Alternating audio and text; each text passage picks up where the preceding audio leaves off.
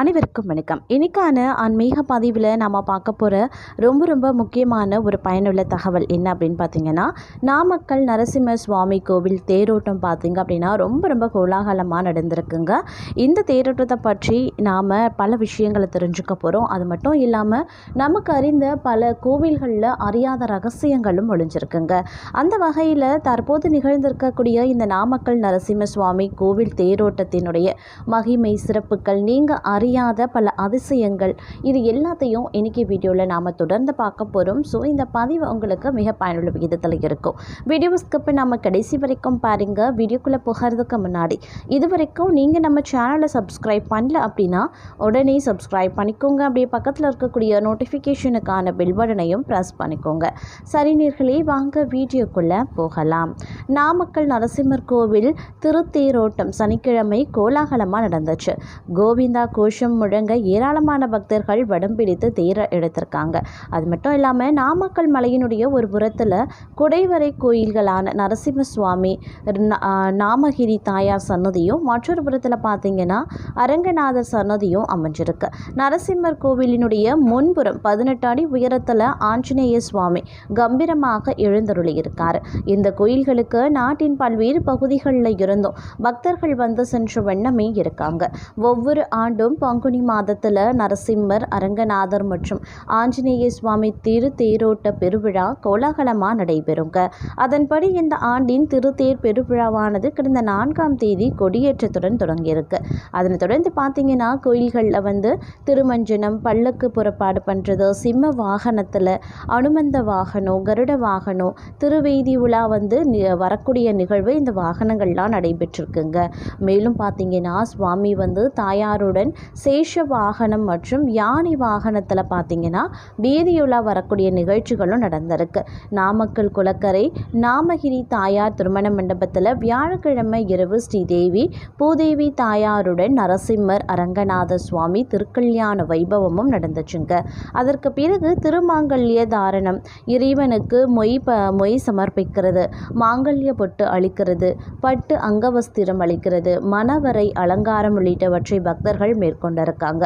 இரவு நேரத்தில் குதிரை வாகனத்தில் வீதியுலா, அதோடு மட்டும் இல்லாமல் திருவோடுபரி உற்சவமும் நடந்திருக்கு. திரு தேரோட்டத்தினுடைய முக்கிய நிகழ்வான நரசிம்ம சுவாமி தேரோட்டம் சனிக்கிழமை காலை 9 மணிக்கு தொடங்கியிருக்கு.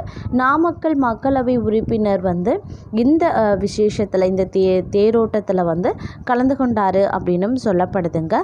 அதை தொடர்ந்து பார்த்தோம் அப்படின்னா இந்த விசேஷத்தில், அதாவது தேரோட்டத்தில் பார்த்தோம் அப்படின்னா கோவிலுடைய அறங்காவலர் குழு தலைவர்கள், உறுப்பினர்கள் இவங்க எல்லாருமே வந்து கலந்து கொண்டு தேரை வந்து வடம் பிடித்து இழுத்திருக்காங்க. அதன் பிறகு கோவிந்தா அப்படின்ற கோஷம் முழங்க ஏராளமான பக்தர்கள், லட்சக்கணக்கான பக்தர்கள் வந்து தேரை வடம் பிடித்து இழுத்திருக்காங்க. தேரினுள் உற்சவ மூர்த்தியான நரசிம்ம சுவாமி, ஸ்ரீதேவி பூதேவி தாயார் ஆகியோர் பக்தர்களுக்கு வந்து காட்சியளித்திருக்காங்க.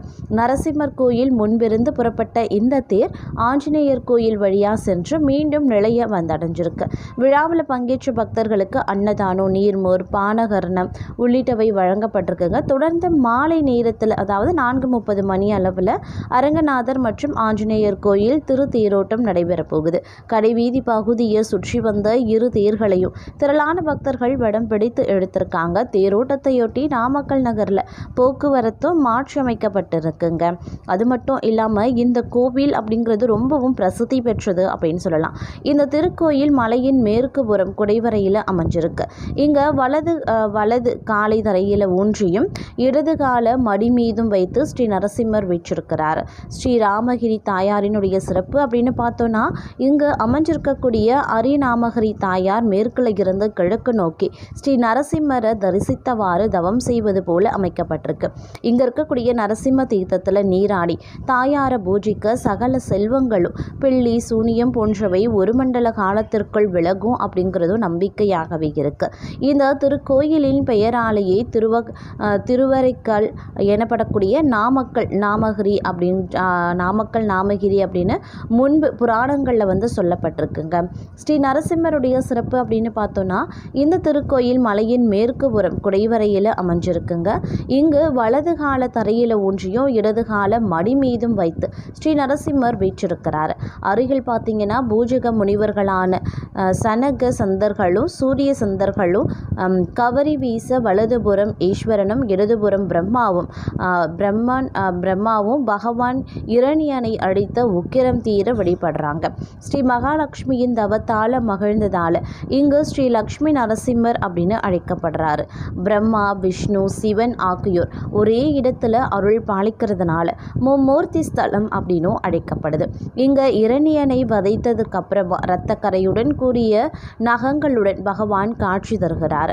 உலகத்துல சிவன் சிலை இடங்கள்ல மட்டுமே தலையில வந்து பிறைச்சந்திரனுடன் காட்சி தருகிறார். அவற்றில் ஒன்றுதான் இந்த திருத்தலம் அப்படின்னு சொல்லலாம். இந்த திருத்தலத்தினுடைய வரலாறு அப்படின்னு பார்த்தோம்னா, தேவசபையில் சகல குணம் பொருந்தியவர் மகாவிஷ்ணுவே அப்படின்ற கருத்து இருந்ததுங்க. அதனொட்டி துர்வாச முனிவரிடம் வணங்கி தேவேந்திரன் விளக்கமும் கேட்டார். துர்வாச முனிவர் ராஜகுலத்தில் பிரம்மாவும் மகாலட்சுமியும் தமசா உலகின் ஸ்ரீ மகாவிஷ்ணுவும் பரமேஸ்வரியும் தோன்றியதா சொல்லியிருந்தார். மேலும் சரஸ்வதிய நான்முகனும் ஈஸ்வரனும் லக்ஷ்மிய மகாவிஷ்ணுவோ மணந்ததாக கூறினாங்க.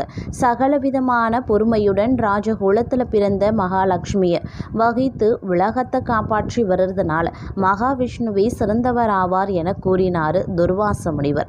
இதை கேட்ட இந்திரன் இதனை பரீட்சை மூலமா அறிய நினைக்கிறேன் அப்படின்னு சொல்லியிருக்காரு.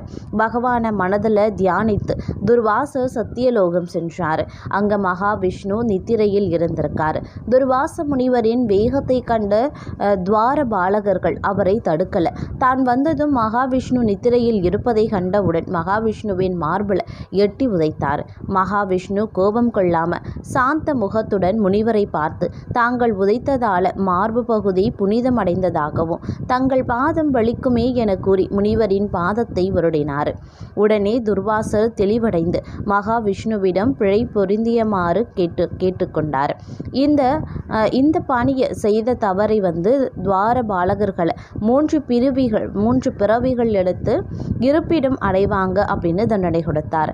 பகவான பிரிய மனமற்ற துவார பாலகர்களை கட்டளைப்படி 3 பிறவிகள் விரோதமாக பிறக்கிறாங்க. ஆனால் தங்களாலேயே மரணமடைய வேண்டும் என வேண்ட இறைவனும் அவ்வாறே வரம் தந்தார். அவர்கள் அரக்கன் மதுகடைகர் போல துவாரபாலகர்கள் இருவரும் இரண்யகசிபு மற்றும் இரண்யாட்சன் பிறந்து இரண்யாஷன் பூமியை அபகரித்து பாதாளத்தில் ஒளிந்து கொள்ள மகாவிஷ்ணு யக்னவராக அவதாரம் எடுத்து வதம் செய்து பூமி தேவியை காப்பாற்றினார். இரண்யகசிபு கடும் தவத்தை மேற்கொண்டு பரமசிவனிடம் 50 கோடி ஆட்களையும் தேவர், மானுடர், ஜலம், அக்னி, விஷம், ஆயுதங்கள் இவைகளையெல்லாம் பூமி, ஆகாயம், பகல், இரவு வேளைகளில் சாகாவரம் பெற்றார். பரமேஸ்வரனின் வரத்தால் மூவுலகையும் முனிவர்களையும் தேவர்களையும் மனிதர்களையும் ஆண்ட இரணியன் ஆட்சியில் எவ்வித யாகமோ பஜனைகளும் நடைபெறல. இதனை கண்ட தேவர்கள் விஷ்ணுவிடம் முறையிட அவர் சக்கரத்தாழ்வார பிரகலாதனாக இரணியன் மகனாக பிறக்க கட்டளையிட்டார். கருவிலேயே நாதரால் அனைத்தும் கற்ற பிரகலாதனை தக்க வயதில் குருகுலத்திற்கு இரணியன் அனுப்பினார். இரணியனின் கட்டளைப்படி இரண்யான்ய நமக என ஆசிரியர் முதலளி போதிக்க அவன் ஓம் நமோ நாராயணா நமக என கூறினான். அதன்படி இரண்யனிடம் ஆசிரியர் கூற பல வகைகளையும் தண்டித்து முயற்சித்து பார்த்தான் இரண்யன். கொடுமையான தண்டனைகள், கொலை முயற்சிகள் கூட பிரகலாதனை புஷ்பங்களாக மாறி தர்மம் மற்றும் மகாவிஷ்ணுவின் ஆசிர்வாதம் ஆகியன காத்தது. இதனை கண்ட இரண்யன் பிரகலாதனிடம் வேண்டுமானா நாராயணனை என கேட்டு என கூற பிரகலாதன் எங்கு நிறைந்திருக்கிறான் என கூறியிருக்கான். அப்போது அங்கிருக்கக்கூடிய தூணை இரண்யன் அடிக்க அங்கிருந்து நரசிம்மமூர்த்தி காட்சியளித்தார். அவன் பெற்ற வரங்கள் மாறுபடாமல் இரணியன தன் சிங்க நகம் போன்ற கூரிய நகத்தால் அவனை அழித்தார். அப்படியும் கோபம் அடங்காத ஸ்ரீ நரசிம்ம அவதார மூர்த்தியான ஸ்ரீமந்த் நாராயணனை சாந்தப்படுத்த மகாலட்சுமியை தெய்வர்கள் வேண்ட அவளும் அருகில் செல்ல பயந்தார். பிரகலாதன் ஸ்ரீ நரசிம்மமூர்த்தியை சாந்தமடைய செய்ய ஸ்ரீ நரசிம்மர் ராஜபட்டாபிஷேகம் செய்து அருள் பாலித்தார். அவனும் அது முதல் பூஜித்து வரலானான் அப்படின்னும் தல வரலாறும் சொல்லுதுங்க. இந்த கோவிலுடைய நடை திறப்பு பார்த்தீங்க அப்படின்னா காலையில் 6 மணி முதல் 10 மணி வரைக்கும், மாலை நேரத்தில் 5 மணி முதல் இரவு 8 மணி வரைக்கும் இருக்குது. இந்த கோவில் பார்த்தீங்க அப்படின்னா நாமக்கல் மாவட்டத்தில் அமைந்திருக்கக்கூடிய ஒரு பிரசித்தி பெற்ற திருத்தலம் அப்படின்னு சொல்லலாம். வியூவர்ஸ், இந்த பதிவு உங்களுக்கு பல வகையில் நன்மையை பயக்கக்கூடிய வகையில் இருந்திருக்கும். இந்த பதிவு உங்களுக்கு பிடிச்சிருந்தால் லைக் பண்ணுங்கள், ஷேர் பண்ணுங்கள், கமெண்ட் பண்ணுங்கள். மறக்காமல் சப்ஸ்கிரைப் பண்ணிக்கோங்க.